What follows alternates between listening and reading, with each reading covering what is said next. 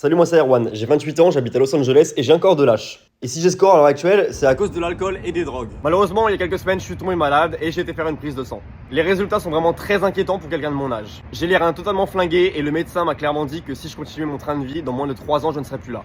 Donc je lance aujourd'hui le plus gros challenge de ma vie. Je vais prendre 10 kilos en 100 jours. Ok Arwan, 10 kilos en 100 jours, c'est ambitieux, mais je vais t'expliquer exactement comment tu peux le faire en te basant sur les maths. Et si tu te demandes qui je m'appelle Amaury, j'ai moi-même pris une vingtaine de kilos, et depuis 4 ans, j'aide des hommes à prendre de la masse sans prendre de gras. Et sur ce compte, je partage presque tous les jours des analyses pour vous aider à y voir plus clair. Pour commencer, une première question à se poser, c'est combien de kilos de muscles est-il possible de prendre par mois quand on débute? Selon les travaux de Lyle McDonald, on estime qu'un homme peut prendre de 800 grammes à 1 kg de muscle par mois s'il optimise tout au début de sa prise de muscle. Mais dans ton cas, on a une deuxième chose qui entre en jeu. Il me semble que tu as récemment perdu du poids, donc que tu as déjà été plus lourd par le passé. Dans cette situation, tu vas pouvoir bénéficier de la mémoire musculaire. Pour faire simple, ça veut dire que le muscle que tu as perdu pourra être récupéré environ 2 fois plus vite. Donc si tu optimises tout, en 100 jours, tu peux prendre au maximum 6,5 kg de muscle. Si ton objectif c'est de prendre 10 kg, il y aura forcément au moins 3,5 kg de gras. Et ça, c'est dans le meilleur des cas. Malgré tout, même si c'est pas le plus optimal de prendre du gras, c'est pas dramatique non plus. Dans ta situation, tu peux totalement t'autoriser à reprendre quelques kilos de gras en plus. Bon, maintenant on rentre dans le concret. Pour prendre 1 kg par mois, on estime qu'un surplus de 300 calories est optimal.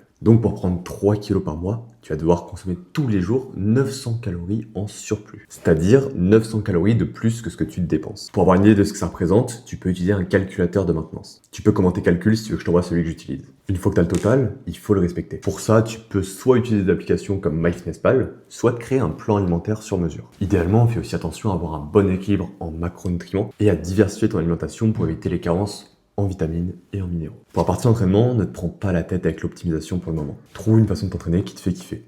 Le plus important, ça va être la régularité et d'avoir des entraînements qui sont intenses. Mais la partie la plus importante, c'est pas ça. Le plus important, c'est d'avoir la preuve concrète que tout ce que tu mets en place, ça fonctionne. Si après quelques semaines, tu as l'impression de faire des efforts dans le vide, ça va pas marcher. Et pour ça, tu dois traquer tes résultats.